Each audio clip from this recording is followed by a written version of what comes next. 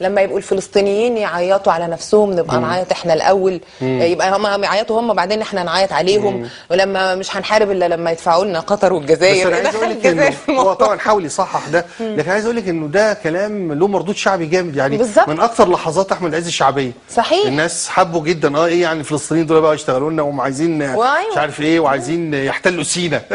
ومعاهم لا والكلام القاسي بتاع هو احنا ناقصين لاجئين ده الكلام ده، والناس عماله تتحرق قدام عينينا والعيال الصغيره بتتحرق.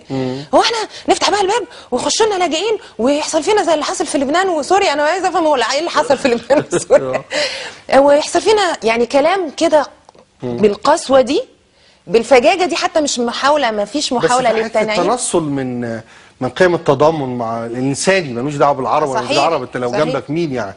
وده مش متناقض جدا مع حاله التدين اللي باينه في مصر قوي دي. لا. تحس الناس كلها متدينه وتكلمي حد في التليفون لا اله الا الله محمد رسول الله وحاجات كده، والرنات كلها اذان وقران وحاجات دي، ومع ذلك يبقى رايه ان الفلسطينيين يغوروا في 60 داهيه، ويبقى سودان ايه ولاجئين ايه، سودانيين ريحتهم وحشه والحاجات دي، والجزائريين مش عارف مليون ايه يعني، ويبقى في حاله الغل والقسوه الشديده جدا والفظاظه في التعامل مع العرب، واحنا من خيرنا واحنا فراعنه. مش ده التناقض الحاد ما بين التدين هو بالنسبه للتدين احنا طول عمرنا متدينين، طول عمرنا من ايام امون رع واحنا متدينين، فما فيش يعني التدين مش هو المتغير، احنا طول عمرنا ناس لا بس التدين عندما يتناقض مع الفعل اليومي اللي انت بتعمله يبقى لا متدين ولا نيله. ده اللي جد بقى انه في يعني تمت صياغه بقى التدين بشكل يخلي يعني يجاوب على رغبات الناس القاسيه. يعني الناس مش قاسيه بطبعها، بس اتحطت تحت ظرف مش انساني ما يأهلهاش انها تتصرف بشكل انساني، فبقت قاسيه وبقت عندها رغبه في الانتقام وفي التشفي وفي يعني مثلا الموضوع بتاع وزير التربيه والتعليم، الناس بقت متشفيه في الناظر اللي انا واثقه ان كل واحد فيهم بيعمل في شغله كده، بس حاله من الشماته كده ان الناظر اتاذى والمدرسين اتاذوا. فبقت والفرح بالساديه بتاعت المشهد. صحيح. وانه يحصل التشهير والتجريس، يبقى ايوه ومش هيقول لك كده، والمدارس مش عارف ايه، مع ان هو ممكن يكون بيعمل كده اكتر من كده. ما بقاش فيه احساس التضامن ده. فبقى يعني بدل ما الدين يرد الناس لطبيعتهم او لفطرتهم، وهو برضو يعني هتبقى بتطلب كتير قوي لو طلبت من الناس في الظرف اللي احنا فيه ان هم يرجعوا لفطرتهم، يعني لازم تصلح لهم الاوضاع عشان تطلب منهم طلبات معقوله. وانت مش شايفه انه التدين اللي هم قاعدين يعني في صياغه بقى للتدين، يحاولوا يظهروه ده، في صياغه جديده للتدين. يعني في شيخ سلفي بيحب هتلر مع ان يعني طبعا هو طول الوقت يشتم في اي حد مش مسلم، وهو في قاعده واحده كفر 600 مليون مسلم كده عادي كده. هو قاعد المسلمين بعجارهم وبجارهم مليار و400 مليون، شيل منهم 200 مليون شيعي بس اول 200 و200 مليون كسير وخسير وثالث ليس فيه خير. ايوه دي حاجه السيجاره والمجاره كده. و200 مليون من عندي. يلا يلا حد حوش. يبقى من المسلمين اسلاما صحيحا سنيا 800 مليون. حلو قوي. مين بقى الدوله السنيه اللي بتعبر عن السنه؟ مفيش.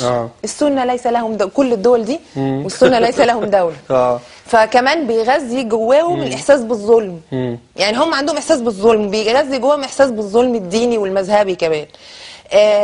بس هو الحاله برضو بتاعت انه معجب بهتلر وانه 200 مليون كافر و200 مليون كافر تاني ومليون كافر، يعني ده تدين. ما هو ده اللي عايز اساله، ايه علاقه ده بالدين؟ هو يعني هو ليه الناس معجبه بده ومؤمنه بده كمان؟ لان هو يعني ده لقى هوى في نفس الناس.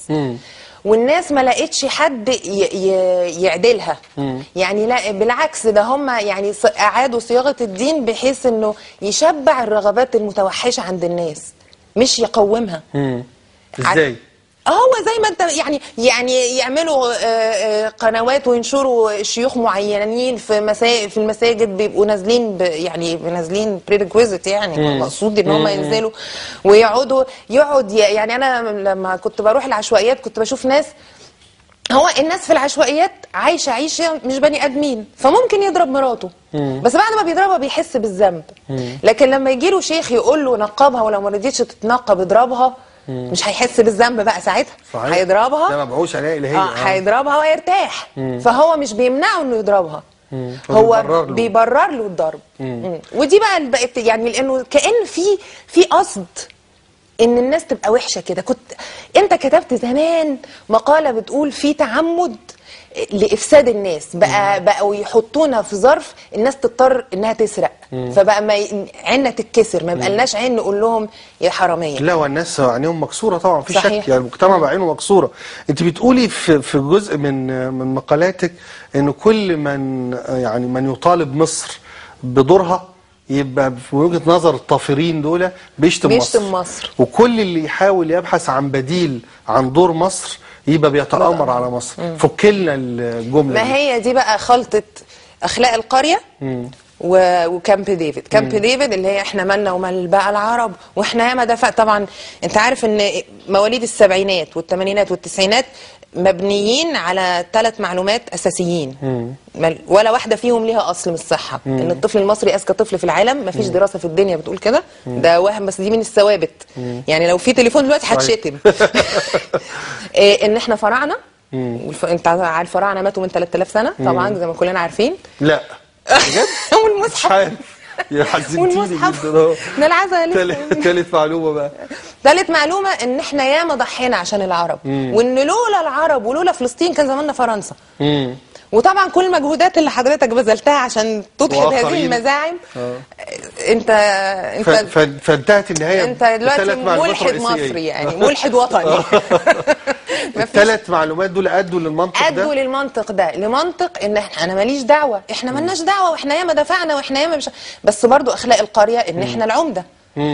فانا عايز ابقى العمده وعايز الوجاهه، بس مش عايز التبعات، عشان انا ماليش، انا ياما قدمت وياما ضحيت، فانا المفروض دلوقتي اخد معاش العمده من غير ما اشتغل، واحترامه، معاش العمده واحترامه من غير ما اشتغل. ما انا اشتغلت. احيانا بحس انه هم يعني طول الوقت يقولوا احنا الشقيقه الكبرى، الشقيقه الكبرى مصر، الشقيقه الكبرى مصر.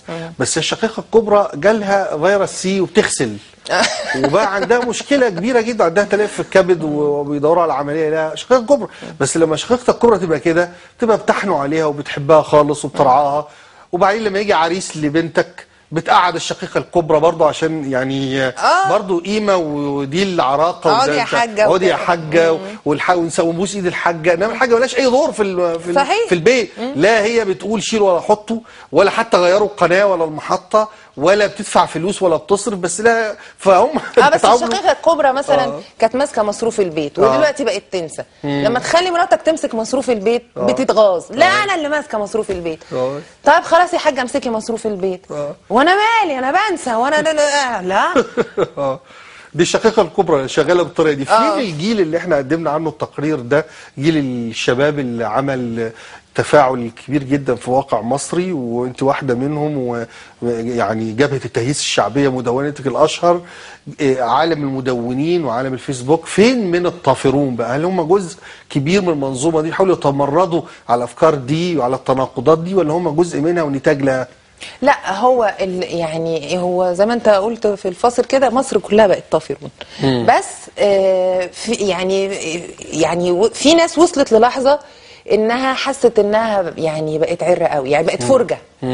بقت فرجه بما يعني بقينا فرجه بما لا يدع مجال ان احنا نخبي راسنا، او ان احنا يعني بقى لا خلاص، يعني عايزين نقف بقى وقفه ونبتدي اللي بيبقى اصغر بيبقى عنده فرصه انه يراجع اكتر ويكسر في كتير على فكره من الطافرين اللي بيقولوا كلام وعكسه. احيانا بينزلوا وبيحسوا ان هو، واحيان كتير بيبتدوا يراجعوا نفسهم. وفي هوجه الجزائر دي انا بسميها فتنه الجزائر. انا تقريبا قطعت نص مصر. هي بس فتنة الجزائر دي بتستحق حوارا منفردا ومستقلا. فتنة الجزائر دي كارثة كارثة إنسانية، لأنها مش هي المرض، هي يعني فجأة كده طفح جلدي حصل.